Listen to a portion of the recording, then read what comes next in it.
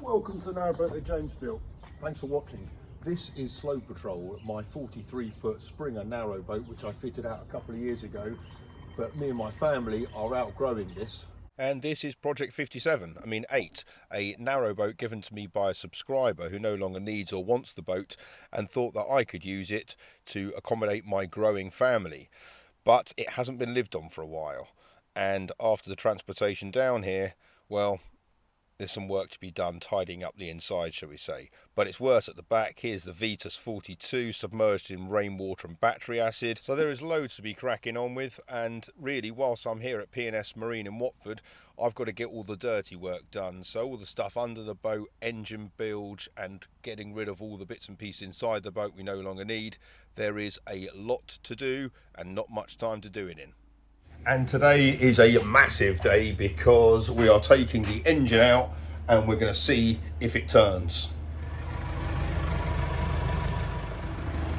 Right, forklift's ready, pallet's ready.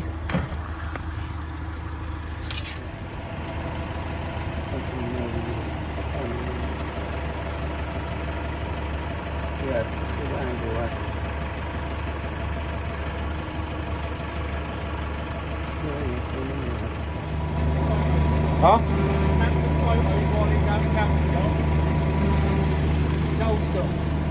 I know, mate. Right, it's starting to move the engine. Obviously there's a lot of water in there, but all the hoses have been disconnected, so that's stuff that was inside the engine, so I'm going to have to evac that out again. But the engine is coming out.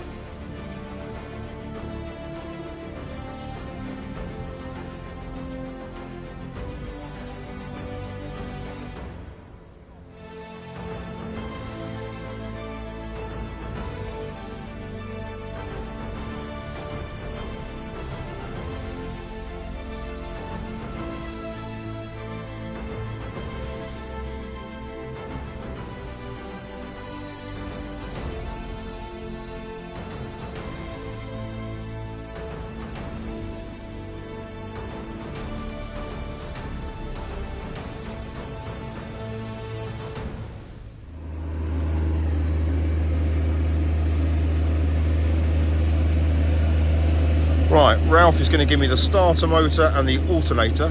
Going to take them off, get them reconditioned, give this a good old wash. Some of the exits have been blocked in. There we go. There's a bag in that one. Yeah, and we'll see if we can get it degreased, degrimed.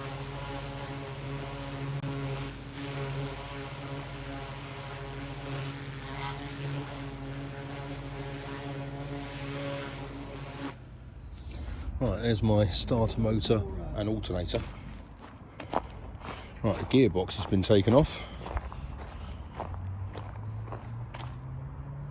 And there is said gearbox.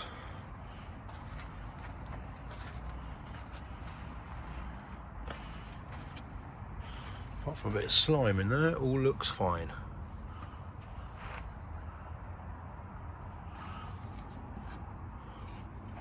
Yeah. That's all right. Happy days. Starter motor and alternator have gone as well. So she is starting to be stripped back.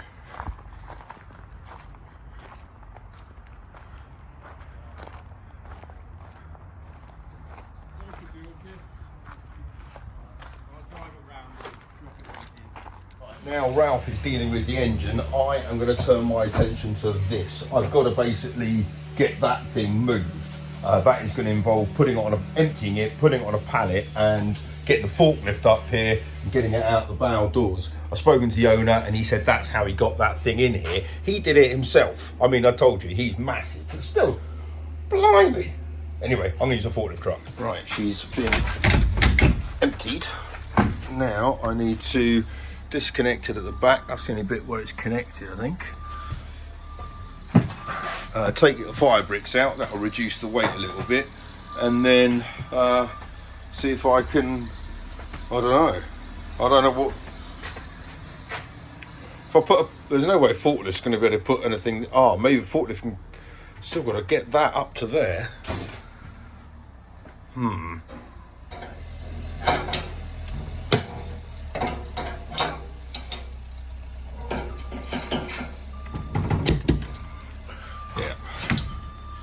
Okay, we are disconnected. Oh wait, there's another boat move going on. Right, I'm going to fire bricks out. That'll make it a bit lighter. It's all quite straightforward.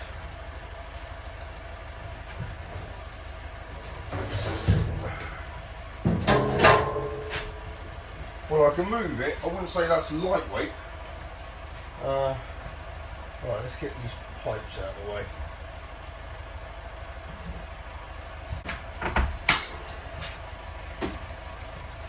Right, now that one's got some kind of 12 volt, looks like a pump on it, something, yeah, a little water pump. So that goes with the stove.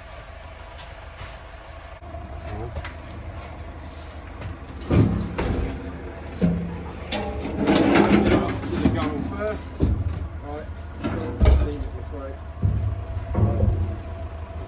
Take a step closer, you ready? Yeah. Let's try not to drag it on your gunnel. Whoa, fuck. On your foot, yeah. Careful. Yeah, the door. Oh, yes. Roof.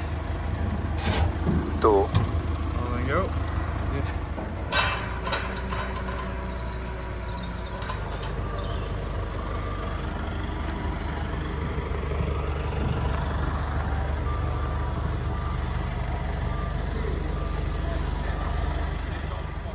Right, that looks better. Now I can go about trying to dismantle the hearth. I'm not too sure how that's been put in. Can't see some obvious fixings there, so I'm pretty sure that's been cemented or glued in place. Right, let's go cracking. Right, you guys have just missed my engine turning dance, but Ralph's just knocked on the boat, said the engine turns. Come on, let's have a look.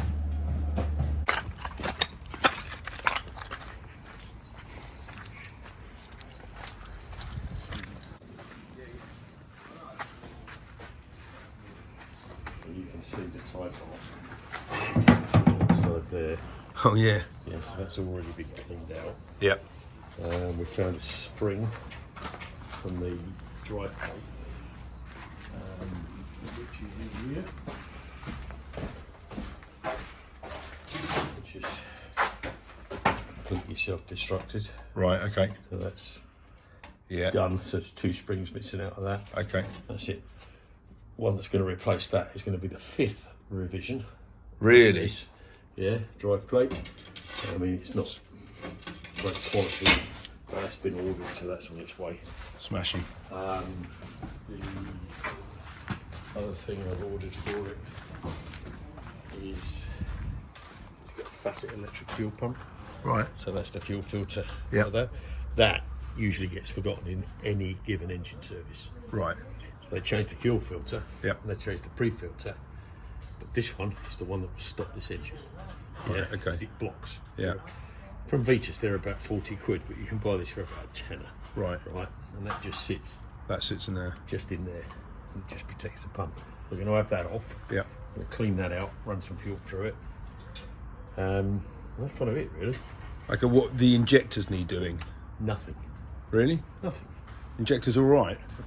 Yeah. Yeah. Okay. So there's there's no physical way for water to get into that. Yeah. Other than from the fuel tank. Yeah. To get to the injectors. This engine has done no hours. Literally, the oil we took out of it, we could quite literally put back in. Really? Yes. Crikey. Yes. That's clean. Inside there is super clean. Yeah. Well, It that's just all good looks- to hear. It Just just looks. looks worse than it is. Yeah. Yeah. Looks like it's done 1,000 hours. Now what I'll do, I'll get a spanner. Just tell.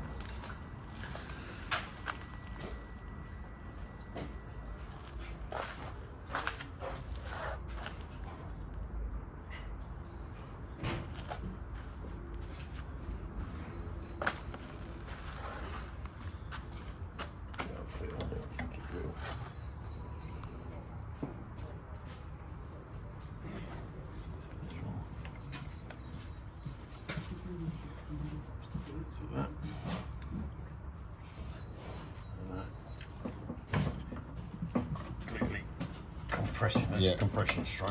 Yeah. Yeah, I'll just get it past that compression stroke. That's it. That is nothing wrong with that. Happy days. Really. It's had one service probably since it was bought. Right. Because these are aftermarket filters. Yeah. So we'll change those. I'm going to change this pipe as well. Right. It's starting to show Yeah. its age. Yeah. Yeah. And that really is it. Really corroded, but we cleaned that up already, but there was rust all around there. Okay, but that's all right, is it? Nothing wrong with it. Yeah. Tell me the teeth on that. Yeah. That's taken maybe 50 starts in its life, perhaps, at a guess. Right. I don't know. Yeah. Neat. Happy days. Right, is it worth my while getting rid of some of this chip paint and getting it all half decent for us to respray it? You just wire wheel it down while it's here. Yeah? Yeah, I'll do that. Okay. And I'll get some random yellow paint. We'll put everything on, Yeah. and it will just look a bit shit. Everything's going to be painted yellow, but we can't really take. We could unpick all of this.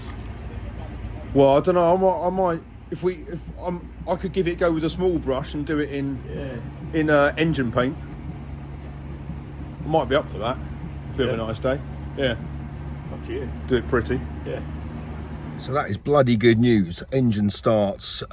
So I've now got to basically get the alternator and starter motor over to Uxbridge, which is near Heathrow. It's about a half-hour drive away from here, and then get back here and carry on with the fireplace. Possibly Friday. Is that Perfect. Yeah, Friday will work out well. Yeah, perfect. Okay. Thank you very much. okay, mate? Thank you, All sir. right. Cheers. Okay, Bye-bye. Bye. Right, trying to remove the fireplace. That hearth weighs an absolute ton, so I'm struggling with that. So I'm trying to kind of raise it up from that side, but it's catching there. So I'm going to take these back tiles off here. Started taking the trim off. There's not much behind it. There's not vast amounts of fire protection behind there, so this is definitely the right thing to get rid of this. Right, as I said, there wasn't much fire protection in here. It's this, which I think were kind of concrete blocks. I'm not even sure what those things are behind there, but one thing is for sure is you can see the heat, what the heat's done behind it. It started to discolour those battens there, holding it in place. But yeah, this is why fireplaces have got certain regulations that really should be adhered to. What is that stuff? Maybe it's hardy backer block or whatever it's called, but yeah, this is not an amazing example of a fireplace installation. I'll say though that none of this was done by the guy that's given me this boat. It was all inherited from someone else to him, so it's not like I'm taking down his handiwork here. This has been around for a while. Just found where the gas pipe is, just there inside the fireplace. Oh, and it's been held on by those. Gas safe, everybody, gas safe. Oh, I'm getting a new neighbour. I think this is their third move of the day. It's crazily busy here. Right, the fireplace removal is going well. Just trying to get something to get those off. They look like they're glued straight onto that back bulkhead. So then hopefully I can get this massive bit of whatever it is, granite or quartz or something, weighs a solid ton. Get rid of that.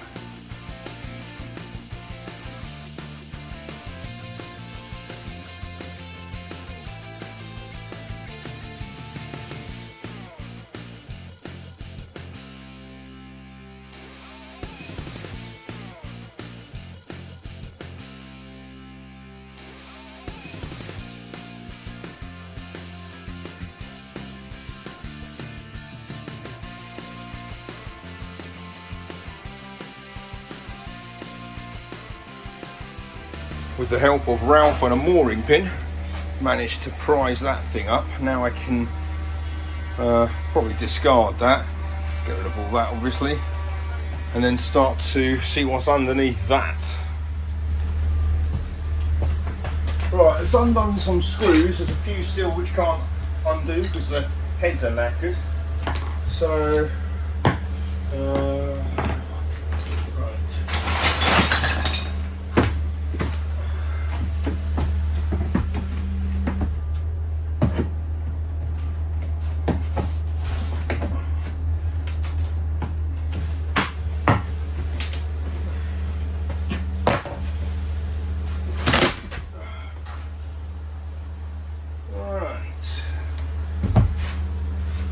okay.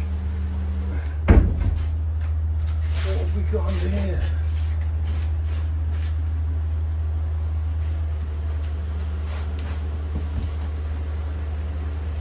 I mean, that's completely gone. Look at that. It was okay there, but there is really, really, really wet. And so is the subfloor.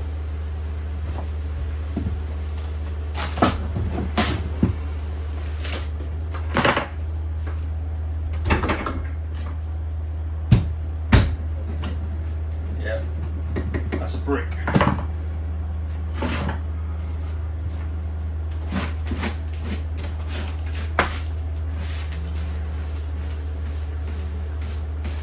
So subfloor is rotten.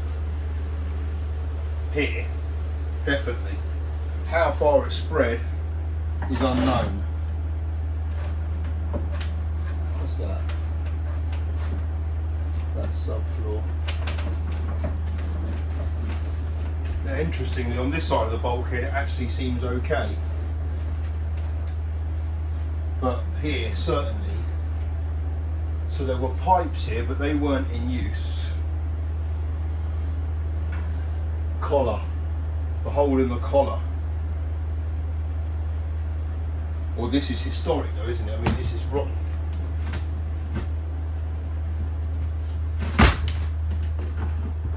Yeah. So you should not be able to do that to an 18mm ply floor.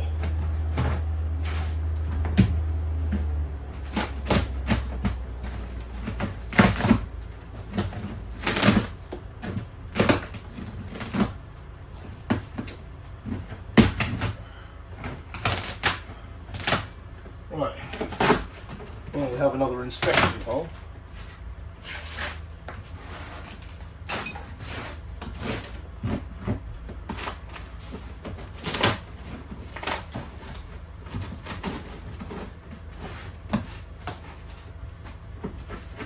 And I can see all the ballast.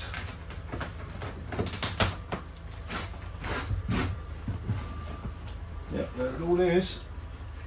Good thing is the ballast seems all nice and dry. We know the hull's dry and base plate and everything, so it's just this floor which is rotten through. But as I said, now I've got to discover how far it's rotten. As I said, I feel here it's not too bad. on that side there, not too bad, but this is going to be taken up. Right, let's tidy up. Today has been a really good day on the boat.